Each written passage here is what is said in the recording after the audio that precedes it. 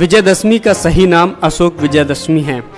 जी हाँ, सही सुना आपने, क्योंकि महान सम्राट अशोक के कलिंग युद्ध में विजयी होने के 10वें दिन मनाए जाने के कारण इसे अशोक विजयदशमी कहते हैं। इसी दिन सम्राट अशोक ने बौद्ध धर्म की दीक्षा ली थी। विजयदशमी बौद्धों का पवित्र त्योहार है। ऐतिहासिक सत्यता है कि महाराजा अशोक ने कलिंग युद्ध के बाद हिंसा का मार्ग त्याग करके बुद्ध धर्म अपनाने की घोषणा कर दी थी। बौद्ध बन जाने पर वो बौद्ध स्थलों की यात्राओं पर गए। तथागत भगवान बुद्ध के जीवन को चरितार्थ करने और अपने जीवन को कृतार्थ करने के लिए निमित्त हजारों स्तूपों, शिलालेखों, धम्म स्तंभों का निर्माण कराया। सम्राट अशोक के इस धार्मिक परिवर्तन से खुश होकर देश की जनता ने उन सभी स्मारकों को सजाया, संवारा और उस पर दीपोत्सव किया। यह आयोजन हर्षोल्लास के साथ 10 दिनों तक चलता रहा।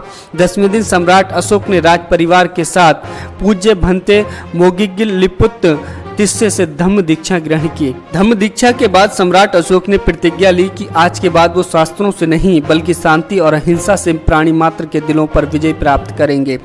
इसीलिए संपूर्ण बौद्ध जगत इसे अशोक विजयदशमी के रूप में मनाता है। लेकिन कहा जाता है कि ब्राह्मणों ने इसे काल्पनिक राम और रावण की विजय बताकर बहुजनों के इस महत्वपूर्ण त्योहार पर कब्जा कर लिया। जहां तक दशहरे की बात है तो इससे जुड़ा तथ्य ये है कि चंद्रगुप्त मौर्य से लेकर मौर्य साम्राज्य के अंतिम सम्राट बृहद्रथ मौर्य की उनके सेनापति पुष्यमित्र शुंग ने हत्या कर दी और शुंग वंश की स्थापना की। पुष्यमित्र शुंग ब्राह्मण था। इस समाज ने इस दिन बहुत बड़ा उत्सव मनाया। उस साल ये अशोक विजयदशमी का ही दिन था। उन्होंने अशोक शब्द को हटा दिया और जश्न मनाया। इस जश्न में मौर्य वंश के 10 सम्राटों के अलग अलग पुतले न बनाकर एक ही पुतला बनाया और उसके 10 सर बना दिए और उसका दहन किया गया।